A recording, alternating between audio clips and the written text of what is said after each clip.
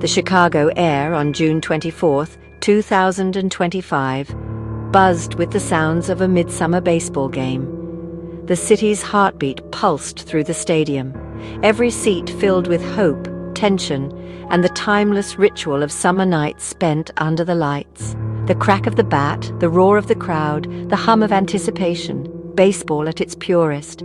Every sound, every cheer, every gasp, wove together into a tapestry of shared experience, uniting strangers in a single electric moment. At Rate Field, the Arizona Diamondbacks and White Sox were locked in a tense battle. Each pitch, each swing carried the weight of rivalry and the promise of glory. For Ketel Marte, the Diamondbacks star, it was another night to prove his greatness. The spotlight found him, as it so often did, and the crowd's eyes followed his every move, expecting something extraordinary. Everything felt normal, until it wasn't. The rhythm of the game, so familiar and comforting, suddenly faltered. In the top of the seventh, as Marte stepped into the box, a voice from the stands cut through the noise. It was sharp, unmistakable, and impossible to ignore. A cruel comment aimed not at the player but at the man, a wound reopened in public. The words hung in the air, heavy and raw, echoing far beyond their intended target. The game froze for Marte. The pitch came, but the rhythm was broken. His focus, so finely tuned, was shattered in an instant. The air turned heavy, the energy soured. A hush fell, as if the entire stadium was holding its breath, unsure how to move forward. It was a reminder. These are human beings carrying triumphs and scars. Beneath the uniforms and the statistics are stories, pain, and resilience. The fans' words shattered an unspoken contract, cheer, boo, but never crossed certain lines. This line was obliterated, leaving a mark on everyone present. Silence grew, enveloping the dugout and rippling beyond the stadium. The usual soundtrack of the game was replaced by a collective discomfort. What followed was no longer about baseball, but about heartbreak and humanity. The game became a backdrop for something deeper, a reckoning with empathy and respect. The echo of those words would linger, setting off a chain of compassion and reckoning. In the aftermath, gestures of support and unity began to emerge, slowly mending what had been broken. The night's meaning changed. It was now about the cost of hate and the power of response. The community, shaken but not broken, found strength in coming together. The noise of the game would never be the same. In its place, a new echo remained, a call for kindness and a reminder of our shared humanity. Before that moment, Ketel Marte was having a season for the ages. He was the kind of player you couldn't take your eyes off, the one who made every game feel like it mattered just a little bit more. Batting point .320, 15 home runs. He was the engine of the Diamondbacks, a leader at his peak. His numbers were impressive, but it was his presence that truly set him apart, inspiring teammates and fans alike. Every at-bat felt electric, every play a chance for something special. The stadium buzzed with anticipation whenever he stepped up, knowing he could change the game in an instant. Marte, the 2023 NLCS MVP, was more than an all-star. He was the heart of his team. His energy and determination lifted everyone around him, making the Diamondbacks believe in the impossible.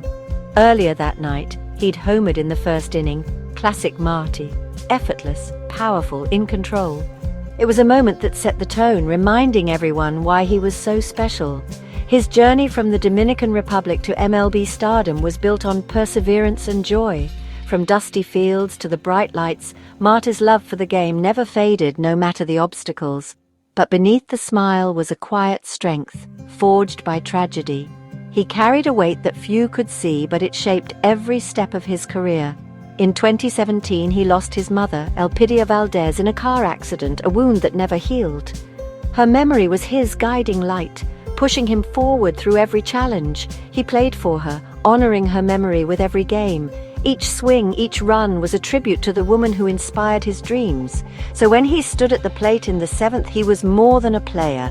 He was a son, a leader, and a man carrying his mother's legacy. The moment was heavy with meaning, every eye in the stadium fixed on him. That made what happened next all the more devastating. The heartbreak that followed would echo far beyond the field, touching everyone who knew his story. The at-bat continued, the crowd buzzing with anticipation, but a tension hung in the air that was impossible to ignore. For Marte, the world had shifted in an instant, the game's rhythm suddenly offbeat. The fans' words, a cruel taunt about his late mother, hit like a poisoned dart, sharp and deeply personal. Meant to rattle the player, they shattered the man, cutting through the noise of the stadium. Marte tried to hold it together, staying in the box, helmet low, his body tense with the effort to remain composed. But inside, a storm raged, emotions swirling as he fought to keep his focus.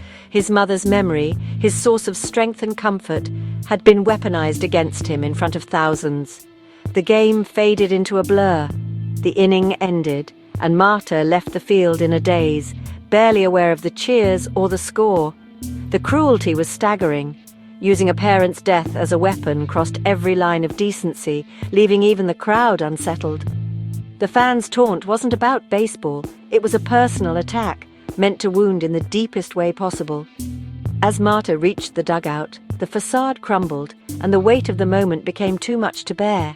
The sanctuary of the field had been violated, the joy of the game stolen, leaving only emptiness in its place.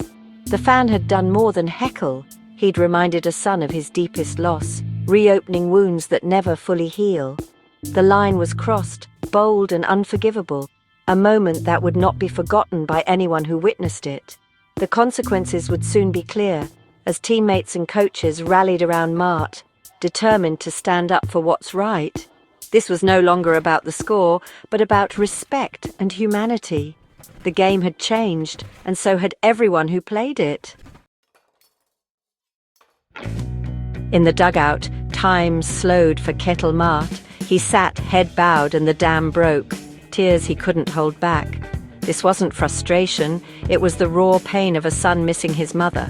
The fans' words had ripped open an old wound, and in the privacy of the dugout, grief overwhelmed him. Every tear was a memory, every sob a testament to love and loss.